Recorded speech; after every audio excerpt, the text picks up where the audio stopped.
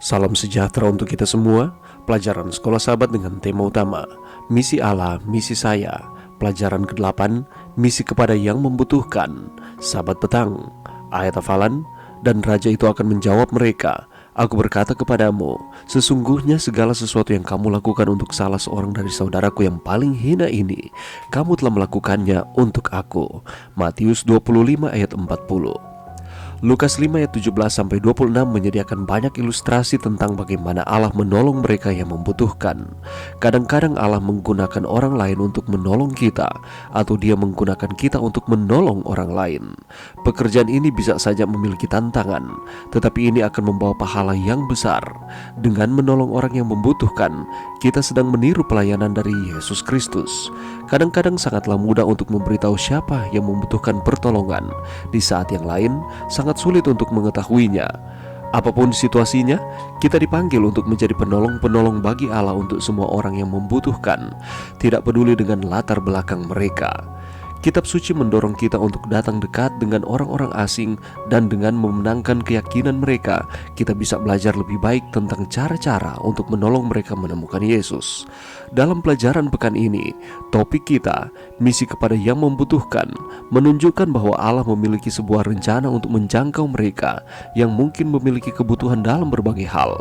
Kebutuhan mereka bisa saja secara fisik, emosi, keuangan, atau bahkan sosial, yaitu beberapa orang mungkin dianggap terbuang dari komunitas atau keluarga mereka. Apapun kebutuhan mereka, kita harus siap untuk melakukan apa saja yang bisa kita lakukan untuk menolong. Ini adalah bagian utama dari apa artinya menjadi seorang Kristen dan apa misi yang harus termasuk dalamnya. Kita tidak bisa menyangkal bahwa perjanjian lama menekankan tanggung jawab umat Allah untuk membantu mereka yang membutuhkan. Bahkan, Alkitab memiliki ratusan referensi atau peraturan atau undang-undang yang menjamin dan melindungi hak-hak para janda, yatim piatu, orang asing, orang miskin, dan lain-lain. Ulangan 15 ayat 4 menyatakan, maka tidak akan ada orang miskin di antaramu, sebab sungguh Tuhan akan memberkati engkau di negeri yang diberikan Tuhan Allahmu kepadamu untuk menjadi milik pusaka. Tetapi beberapa ayat kemudian mengatakan, sebab orang-orang miskin tidak hentinya akan ada di dalam negeri itu.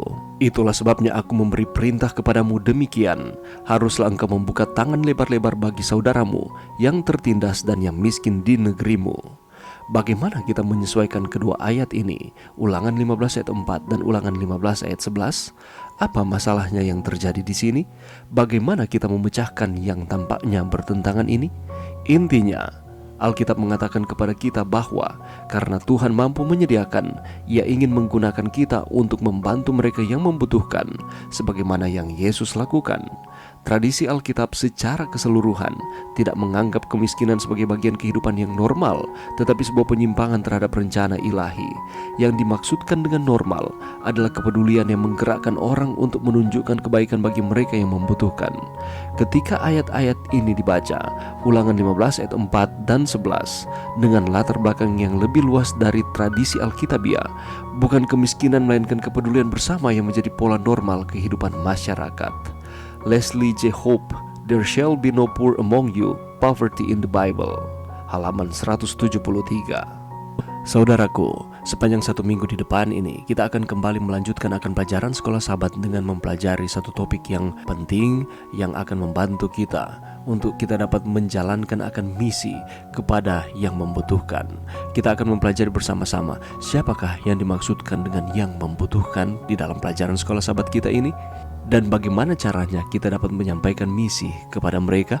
Kita akan melihat di dalam pelajaran kita terlebih khusus Lukas pasal 5 ayatnya yang ke-17 sampai ayatnya yang ke-26 terkait dengan iman dari para sahabat. Siapakah sahabat yang dimaksudkan di sini, dan di dalam konteks apa pelajaran ini disampaikan?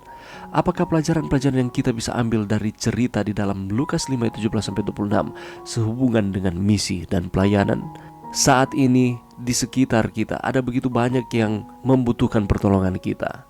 Apakah yang akan kita lakukan untuk mereka? Dan juga kita akan mempelajari metode Kristus saja. Metode apakah yang digunakan oleh Yesus, dan seberapa efektifkah metode Yesus ini di dalam menyampaikan misi kepada mereka yang membutuhkan? Dan kita akan mempelajari bersama-sama di dalam pelajaran kita ini ada para pengungsi dan imigran. Mengapa pelajaran ini disampaikan dan apa yang akan menjadi pelajaran bagi kita terkait dengan orang-orang ini? Mengapa penting untuk kita mengetahui orang-orang yang ada di sekitar kita? Dan hal-hal apakah yang harus kita lakukan untuk membantu mereka? Kita juga akan mempelajari bersama-sama di dalam pelajaran kita ini bahwa ada orang-orang yang sedang tersakiti yang ada di sekeliling kita. Mengapa mereka tersakiti dan apa yang harus kita lakukan untuk mereka? Solusi-solusi apakah yang harus kita buat sehingga yang tadinya mereka tersakiti pada akhirnya mereka memperoleh sukacita di dalam Tuhan? Kita akan pelajari bersama-sama apa yang telah dilakukan oleh Yesus untuk menolong mereka yang tersakiti, dan kita dapat mengambil pelajaran untuk kita di akhir zaman ini. Bagaimana caranya kita menolong mereka? Kita akan pelajari juga mengenai kasih yang lebih besar. Apa maksudnya kasih yang lebih besar ini? Bagaimanakah kita dapat mengaplikasikan kasih ini di dalam kehidupan kita sehari-hari terhadap pelayanan kita kepada orang lain? Apakah yang merupakan zona nyaman kita dan mengapa kita harus memiliki kemauan untuk melangkah keluar dari zona nyaman tersebut bila perlu? Untuk mendapatkan jawaban dari pertanyaan-pertanyaan ini, mari kita meluangkan waktu kita walaupun hanya sejenak sepanjang minggu ini. Di tengah-tengah kesibukan saudara dan saya, mari kita mengutamakan mempelajari akan firman Tuhan. Karena firman Tuhan adalah sumber kekuatan kita yang terus memberikan pengharapan bagi kita untuk terus setia kepada Tuhan. Mari berdoa. Terima kasih Tuhan atas firman-Mu pada saat ini dan bantu kami untuk kami dapat mempelajari pelajaran sekolah sahabat ini setiap hari di tengah-tengah kesibukan kami. Karena ada manfaat, kami akan terus setia kepada Tuhan, iman kami akan terus dikuatkan. Ini doa kami Tuhan di dalam nama Yesus. Amin.